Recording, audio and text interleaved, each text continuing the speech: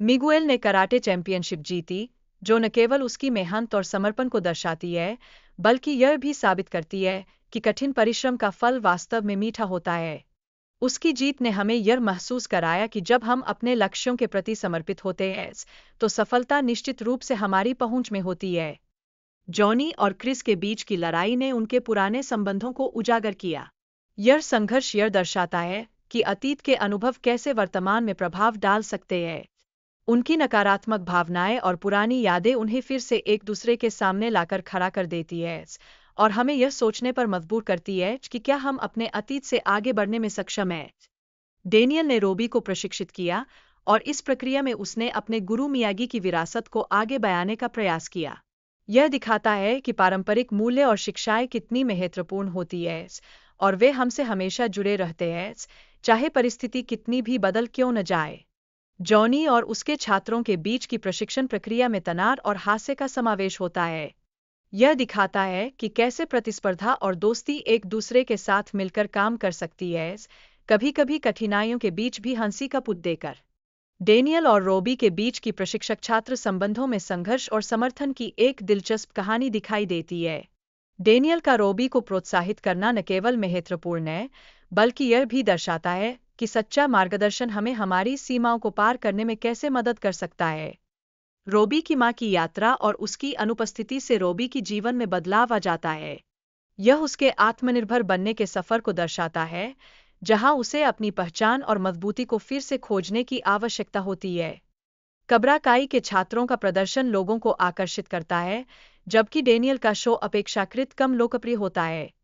यह प्रतिस्पर्धा को और बढ़ाता है और हमें यह सोचने पर मजबूर करता है कि बाजार में पहचान स्थापित करना कितना चुनौतीपूर्ण हो सकता है। डेमिट्री को कोब्रा काई में वापस जाने की इच्छा होती है, लेकिन जॉनी की कठोरता उसे परेशान करती है। यह स्थिति स्पष्ट रूप से बताती है कि छात्रों के मन में क्या चल रहा है और कैसे दबाव उनके निर्णयों को प्रभावित करता है। डेनियल का लक्ष्य अपने स्कूल का प्रचार करना है, जबकि जॉनी अपने छात्रों की संख्या बढ़ाने की कोशिश कर रहा है। इससे दोनों के बीच प्रतिस्पर्धा बढ़ रही है, जो न केवल उनके व्यक्तिगत लक्ष्यों को प्रभावित करती है, बल्कि उनके छात्रों के विकास पर भी असर डालती है। डेनियल ने मियागी स्कूल में आत्मरक्षा के सिद्धांतों को सिखाने का प्रयास किया। यह दर्शाता है कि कराटे सिर्फ लड़ाई का एक माध्यम नहीं है, बल्कि यह आत्मनियंत्रण और अनुशासन का एक महत्वपूर्ण हिस्सा है। डेमिट्री की कमजोरियों और आत्मविश्वास की कमी को स्पष्ट किया गया है। उसकी यात्रा यह बताती है कि कैसे एक व्यक्ति अपने डर को पार कर सकता है और आत्मविकास की दिशा में आगे बढ़ सकता है। होक के चरित्र विकास और उसके द्वारा बुलिंग का सामना करने की कहानी हमें यह सिखाती है कि कैसे व्यक्ति बदले की भावना से बाहर आ सकता है।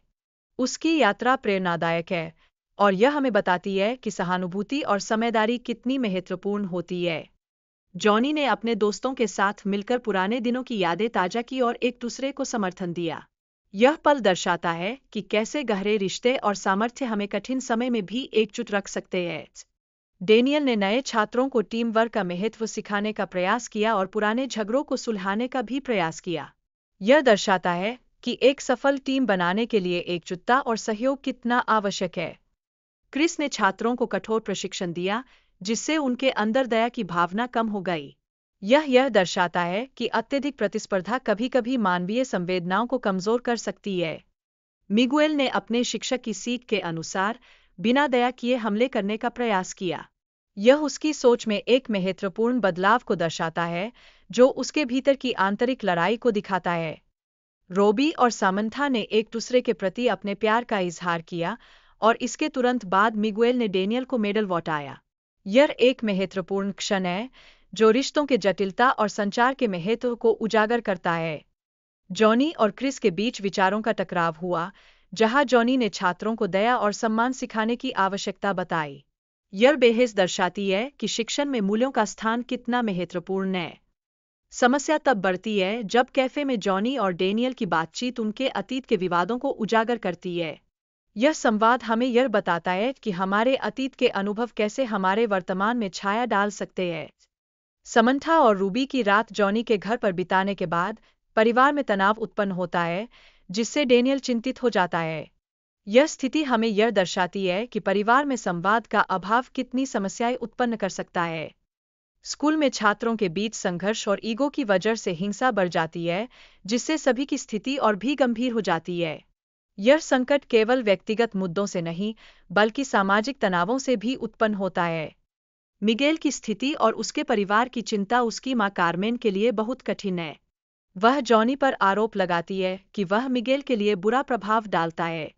यह एक मां की चिंताओं और उसके मातृत्व की गहराई को दर्शाता है। डेनियल को समझ आता है कि कोब्रा काई के साथ प्रतिस्पर्धा ने उसकी बेटी को अस्पताल पहुंचा दिया। यह अनुभव उसे अपने स्कूल को बंद करने के लिए मजबूर करता है, जो एक कठिन निर्णय है।